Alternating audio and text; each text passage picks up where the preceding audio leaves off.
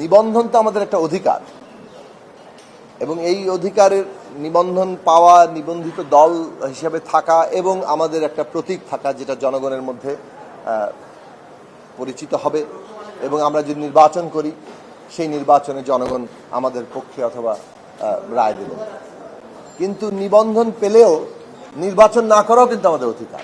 কোনো রাজনৈতিক কারণে আমরা নির্বাচন বর্জনও করতে পারি, যেমনটা আমরা 2014 সালে করেছি, 2024 সালে করেছি।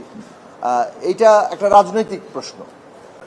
তো এই নিবন্ধনের অধিকারটা আমরা জন্য লড়াই করেছি এবং আজকে আমরা একটা পরিস্থিতিতে হাইকোর্টের রায় অনুযায়ী নিবন্ধন পাওয়ার অবস্থায় এসেছি।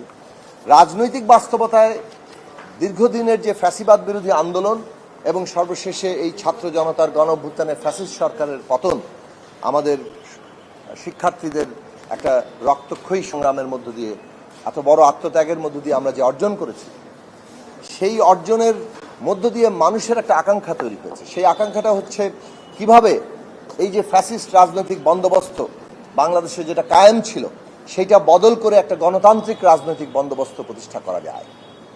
ফলে এই নতুন রাজনৈতিক বন্দোবস্তের প্রশ্নটি আমাদের দেশে একটা গণতান্ত্রিক সংবিধান প্রতিষ্ঠা করা।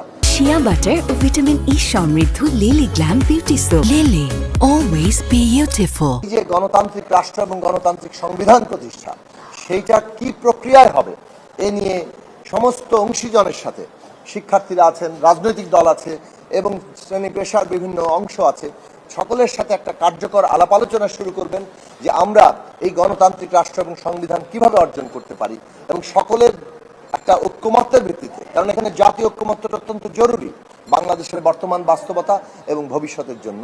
সেই কারণে এই জাতীয় ঐক্যমত্যের ভিত্তিতে যাতে একটা রোড ম্যাপ তৈরি হয় যে কিভাবে আমরা একটা গণতান্ত্রিক সংবিধান এবং একটা গণতান্ত্রিক নির্বাচনের পরিবেশ তৈরি করতে পারি, সেই বিষয়ে আমরা ইতিমধ্যেই বর্তমান অন্তর্বর্তী সরকারকে আমাদের কথা বলেছি। আগামীতেও আমরা এই প্রশ্নগুলো বলবো।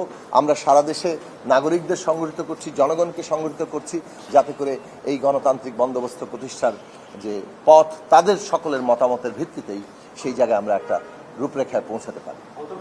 1 মাস হয়েছে, এটা তো কোনো মূল্যায়নের জন্য যথেষ্ট সময় নয়। অন্তর্বর্তী সরকারের কাছ থেকে যে প্রত্যাশাগুলো ছিল, স্থিতিশীলতা থেকে শুরু করে বাংলাদেশের স্বার্থ রক্ষা করা আন্তর্জাতিকভাবে এবং দেশের ভেতরে নাগরিকদের নিরাপত্তা, তারা অনেকগুলো কাজ করছেন। আবার অনেকগুলো কাজে আমরা মনে করেছি যে আরও বেশি জোরদার কার্যকর ভূমিকা নেওয়া দরকার। সেই সব প্রশ্ন ইতিমধ্যে আমরা দাবি আকারে বিভিন্ন মাধ্যমে তুলেছি।